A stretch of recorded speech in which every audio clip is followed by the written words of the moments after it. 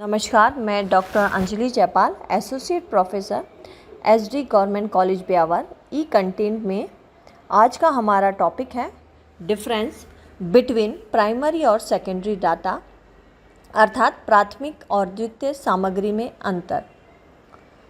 प्राथमिक और द्वितीय सामग्री में कुछ महत्वपूर्ण अंतर हैं जो निम्नानुसार है। सबसे पहला है सामग्री को एकत्रित करने के आधार पर तथा माध्यम के अनुसार इसमें मौलिक अंतर है। प्राथमिक सामग्री को अनुसंधानकर्ता स्वयं एकत्रित करता है, जबकि द्वितीयक सामग्री दूसरों के द्वारा एकत्रित सामग्री होती है। दूसरा अंतर है प्राथमिक सामग्री अनुसंधानकर्ता स्वयं एकत्रित करता है, इसलिए यह सामग्री अध्ययन की आवश्यकता अनुसार होती है तथा पूर्ण रूप से अपने अध्ययन से या खोज से संबंधित होती है। प्राथमिक सामग्री पूर्ण रूप से मौलिक होती है, जबकि द्वितीय सामग्री में मौलिकता का अभाव होता है। अनुसंधानकर्ता केवल उसी द्वितीयक सामग्री का उपयोग करता है जो उसके अध्ययन विषय में उपयोगी होती है या जो उसकी आवश्यकता के अनुसार होती है। तीसरा अंतर यह है कि अनुसंधानकर्ता स्वयं के द्वारा एकत्र प्राथमिक सामग्री का पूर्ण रूप से विश्वास करता है, जबकि द्वितीयक सामग्री चूँकि दूसरों के द्वारा एकत्रित की जाती है तो तुलनात्मक रूप से वह कम विश्वसनीय होती है। प्राथमिक सामग्री को अनुसंधानकर्ता अपने अध्ययन के उद्देश्य को ध्यान में रखकर एकत्रित करने का निश्चय करता है, एकत्रित करने के उपकरणों का चयन करता है, संभव होने पर जांच परीक्षण आदि करने के उपरांत एकत्र करता है।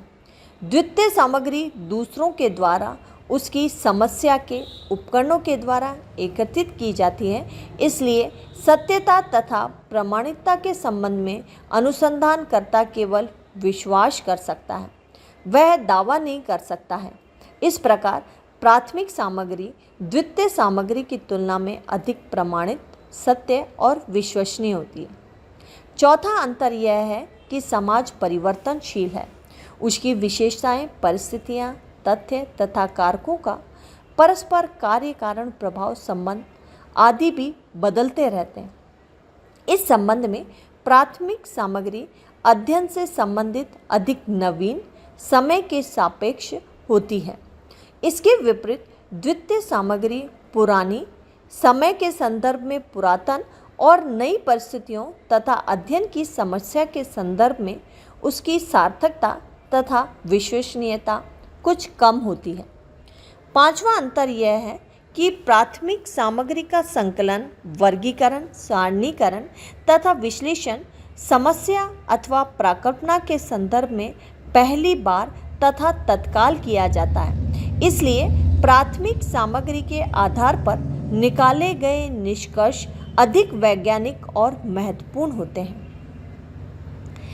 द्वितीय सामग्री का उपयोग किन्हीं विवशताओं, कठिनाइयों, समय या धन तथा श्रम के अभाव में अथवा परिस्थितियों के कारण करना पड़ता है और जिनके कारण उन पर आधारित निष्कर्ष तथा परिणाम भी कुछ कम वैज्ञानिक स्तर के होते हैं। अतः हम कह सकते हैं कि प्राथमिक सामग्री का संकलन तत्काल किया जाता है, अतः यह अधिक महत्वपूर्ण और वैज्ञानिक होते हैं, जबकि द्वितीय सामग्रियों का उपयोग कुछ श्रम और धन के अभाव में या परिस्थितियों के कारण करना पड़ता है, अतः ये कम वैज्ञानिक स्तर के होते हैं। छठा अंतर यह है कि प्राथमिक सामग्री का संकलन वैज्ञानिक अध्ययन जैसे अनुसंधान तथा सर्वेक्षण की समस्या अथवा प्राकल्पना को ध्यान में रखकर किया जाता है, इसलिए यह सामग्री लगभग संपूर्ण अध्ययन से संबंधित तथा महत्वपूर्ण होती है, जबकि द्वितीय सामग्री किसी अन्य वैज्ञानिक अध्ययन की समस्या को ध्यान में रखकर एकत्रित की गई थी। इसका संपूर्ण उपयोग बाद के अध्ययनों में होना संभव नहीं है। उपयोग करने से पूर्व उसमें संशोधन तथा परिवर्तन करना पड़ता है। द्वितीय सामग्री थोड़ी बहुत मात्रा में ही उपयोग हो पाती है। यह भी समस्या की प्रकृति तथा उद्देश्य पर निर्भर करता है। उपयोगिता एक और है। इसका उपयोग अनुसंधान में अधिकतम और न्यून परिवर्तन के साथ किया जाता है, जबकि द्वितीय सामग्री में हम कुछ संशोधन और परिवर्तन करना संभव हो पाता है। अतः इस प्रकार हमने आज अपने ई कंटेंट में प्राथमिक और द्वितीयक सामग्री में अंतर के बारे में जाना। धन्यवाद।